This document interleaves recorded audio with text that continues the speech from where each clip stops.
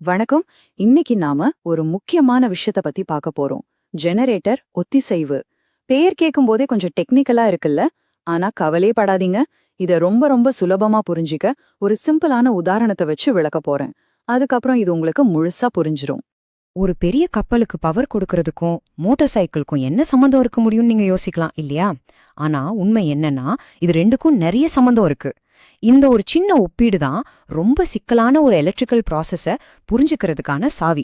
கொஞ்சம் பொறுமையா கேளுங்க, நான் என்ன சொல்ல வரேன்னு உங்களுக்கே புரியும். சரி, ஒரு நிமிஷம் இத கற்பனை பண்ணி பாருங்க. ஒரு பிரம்மாண்டமான கப்பல்ல எல்லா தேவைகளுக்கும் ஒரே ஒரு ஜெனரேட்டரால பவர் கொடுக்க முடியாது. அதோட சக்தி பத்தாது. அதனால அதிகமான லோட சமாளிக்க பல பெரிய ஜெனரேட்டர்களை ஒன்னா இணையா கனெக்ட் பண்ணுவாங்க. அப்படி பாதுகாப்பா கனெக்ட் பண்றதுக்கு பேருதான் ஒத்திசைவு அல்லது சிங்க்ரோனைசேஷன். ஆனா இங்கதான் ஒரு பெரிய சிக்கல் இருக்கு. இந்த ரெண்டு பெரிய மெஷினையும் இணைக்க நீங்க பாட்டுக்கு ஒரு ஸ்விட்ச ஆன் பண்ணிட முடியாது. சான்ஸே இல்ல. அவற்றை கனெக்ட் பண்ற அந்த சரியான நொடியில அதோட எலக்ட்ரிக்கல் அவுட்புட் கச்சிதமா பொருந்தனேனா அதோட விளைவுகள் ரொம்ப பயங்கரமா இருக்கும்.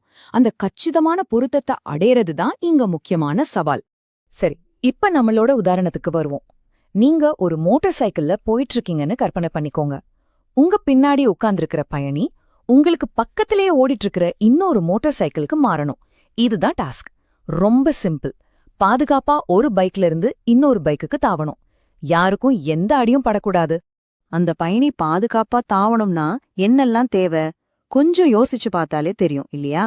முதல்ல 2 மோட்டார் சைக்கிளும் ஒரே வேகத்துல போகணும். ரெண்டாவதா 2 பைக்கும் பக்கத்துல பக்கத்துல கச்சிதமா ஒரே நேர்கோட்டுல இருக்கணும்.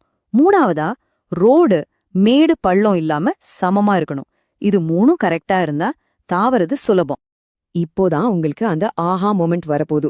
இந்த சிம்பிளான மோட்டார் சைக்கிள் உதாரணத்தை அந்த காம்ப்ளெக்ஸான இன்ஜினியரிங் விஷயத்தோட நேரடியா கனெக்ட் பண்ண போறோம். பாருங்க. இப்ப இந்த ஸ்லைட பாருங்க. இதுதான் எல்லாத்தையும் விளக்கிடும். நம்மளோட உதாரணமும் எலக்ட்ரிக்கல் உண்மையும் எப்படி கனெக்ட் ஆகுதுன்னு பாப்போம். அந்த 2 மோட்டார் சைக்கிள்கள் தான் நம்மளோட 2 ஜெனரேட்டர்கள். தாவ போற பயணிதான் எலக்ட்ரிக்கல் லோடு. 2 பைக்கும் ஒரே வேகத்துல போறது இங்க 2 ஜெனரேட்டரும் ஒரே ஃப்ரீக்வன்சில இயங்குறத குறிக்குது. கச்சிதமான நேர்கோட்டு அமைப்புங்கிறது இங்கே ஒரே ஃபேஸ், அதாவது கட்டம். கடைசியா அந்த சமமான ரோடு தான் ஒரே மாதிரியான வோல்டேஜ். இதுதான் நீங்க மனசுல வச்சுக்க வேண்டிய சிம்பிள் ஷார்ட்கட். சரி, வாங்க இதுக்குள்ள இன்னும் கொஞ்சம் டீப்பா போலாம். இப்போ நம்ம பைக் கதைய மனசுல வச்சுக்கிட்டே டெக்னிக்கல் விஷயங்களை பாப்போம். முதல் விதி ஃப்ரீக்வன்சி, அதாவது அதிர்வெண் பொருத்தம். ஃப்ரீக்வன்சினா என்ன? சிம்பிளா சொல்லணும்னா அது ஜெனரேட்டரோட எலக்ட்ரிக்கல் ஸ்பீட். அதோட இன்ஜின் எவ்ளோ வேகமா சுத்துதுங்கிறத பொறுத்துது. 2 ஜெனரேட்டரையும் கனெக்ட் பண்ணணும்னா அதோட ஃப்ரீக்வன்சி ஒரே மாதிரி இருக்கணும். பொதுவா அது 50 அல்லது 60 ஹெர்ட்ஸா இருக்கும். அதாவது ஒரு செகண்டுக்கு 50 அல்லது 60 தடவை கரண்ட் அதோட டைரக்ஷனை மாத்துது. இத சிங்க்ரோஸ்கோப்னு ஒரு கருவியை வச்சு இன்ஜினியர்ஸ் செக் பண்ணுவாங்க. மறுபடியும் நம்ம பைக் கதைக்கே வருவோம். பயணி பாதுகாப்பா தாவறதுக்கு முதல் விதி என்ன? 2 பைக்கும் ஒரே ஸ்பீட்ல போகணும். அதே கான்செப்ட் தான் நம்ம ஜெனரேட்டருக்கும். பாதுகாப்பான இணைப்புக்கு 2ம் ஒரே ஃப்ரீக்வன்சில இயங்கணும். இதுல எந்த மாற்று கருத்தும் இல்ல. ஓகே, 2வது விதி ஃபேஸ் மேட்சிங், அதாவது கட்ட பொருத்தம். இப்ப நாம தெரிஞ்சுக்க வேண்டிய விஷயம், ஏசி கரண்ட்ங்கிறது நேரா போற ஒரு ஓட்டம் கிடையாது. அது ஒரு அலை மாதிரி மேலையும் கீழையும் போகும். ஃபேஸுங்கிறது டைமிங் பத்தின விஷயம். 2 ஜெனரேட்டரோட கரண்ட் அலைகளும் ஒரே நேரத்துல உச்சிக்கும் ஒரே நேரத்துல பள்ளத்துக்கும் போகணும். அப்படி இல்லாம ஒரு அலையோட உச்சிக்கு நேரா இன்னொரு அலையோட பள்ளத்தை கொண்டு வந்து கனெக்ட் பண்ணா என்னாகும்? அவ்வளவுதான், ஒரு பெரிய ஷார்ட் சர்க்யூட் உருவாயிடும். இதுவும் நம்ம பைக் உதாரணம் மாதிரி தான். 2 பைக்கும் பக்கத்துல பக்கத்துல கரெக்டா இருந்தாதானே தாவ முடியும். ஒன்னு முன்னாடியும் ஒன்னு பின்னாடியும் இருந்தா அது விபத்துல தான் முடியும். நம்ம கரண்ட் அலைகளுக்கும் அதேதான். கச்சிதமான நேர்கோட்டு அமைப்பு ரொம்ப முக்கியம். சரி, கடைசி விதிக்கு வந்தாச்சு. வோல்டேஜ் மேட்சிங், அதாவது மின்னழுத்த பொருத்தம். வோல்டேஜ ஒரு எலக்ட்ரிக்கல் பிரஷர், அதாவது மின்சார அழுத்தம்னு நினைச்சுக்கிறது தான் ஈஸியான வழி. இது ஜெனரேட்டர்ல இருந்து வர கரண்டோட தள்ளு விசையின் அளவு. நீங்க கனெக்ட் பண்ணும்போது ஒரு ஜெனரேட்டர் ரொம்ப வேகமா தள்ளி இன்னொன்னு மெதுவா தள்ளிச்சுன்னா அந்த பவர் ஒரு இடத்துல இருந்து இன்னொரு இடத்துக்கு பயங்கர வேகத்துல பாயும். இதை செக் பண்றதுக்கு சிங்க்ரோனைசிங் லேம்ப்ஸ்னு சிம்பிளான பல்புகளை பயன்படுத்துவாங்க. வோல்டேஜும் ஃபேஸும் கரெக்டா பொருந்தும் போது அந்த லைட்ஸ் தானா ஆஃப் ஆயிடும். அதுதான் பிரேக்கரை க்ளோஸ் பண்றதுக்கான சிக்னல்.